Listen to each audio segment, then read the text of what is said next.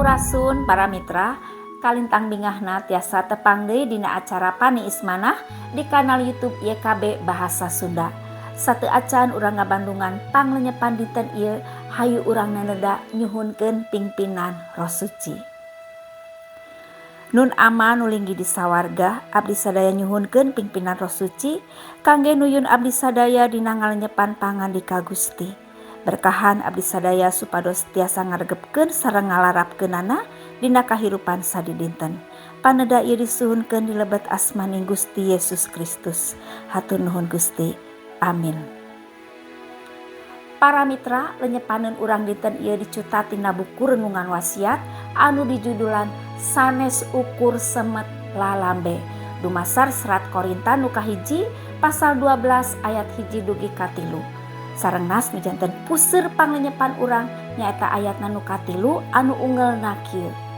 Aranjeun kudu tararang, jelema anu diaping ku Roh Suci moal sanggupeun nyumpahan Yesus sing disapa jeung moal aya anu bisa ngaku Yesus teh Gusti lamun henteu ditungtun ku Roh Suci.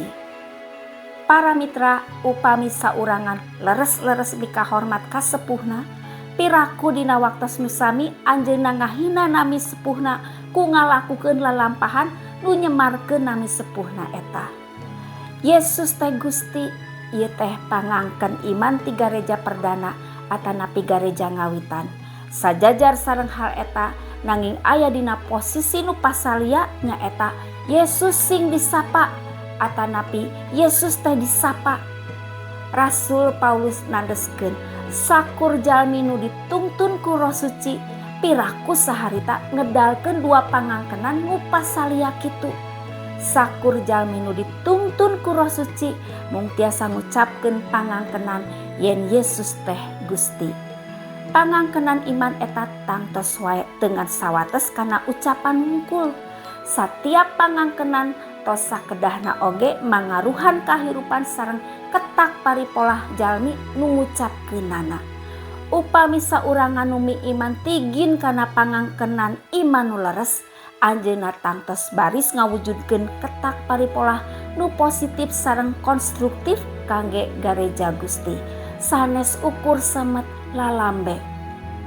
Para mitra, urang oge ngahaminan sareng tigin nyepeng pageh kana kayakinan sareng pangangkenan rehna Yesus teh Gusti. Teras naon wujud nyata ti pangangkenan iman eta dina kahirupan katut ketak paripolah urang di gareja Gusti. Satiap jalmi nu dipingpin ku Roh Suci baris ngebrehkeun yen Yesus teh Gusti.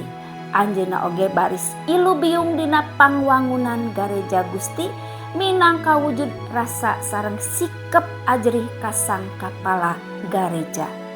Hayu urang ngadoa.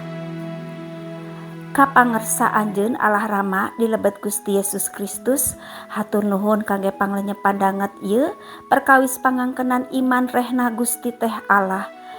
Paparin abdi sadaya kamampuhan kangge ngawujud nyatakeun pangangkenan iman abdi sadaya dina kahirupan nu ngamuliakeun Gusti Allah sareng ilu biung ngadengkeun gareja Gusti. Hatur nuhun Gusti, paneda sareng pangdoa ieu disambat sareng disuhunkeun di lebet asmaning Gusti Yesus Kristus. Amin. Para mitra, rupina sakitu anu kapihatur panglenyepan dinten ieu, pamugi tiasa janten berkah kanggo urang sadayana. Ulah hilap, subscribe, like sareng bagikeun kanu sanes. Margi ku cara kitu para mitra tos ulu biung dina ngamasurkeun Injil kasalametan sasarengan YKB. Gusti Yesus ngaberkahan. Cag heula.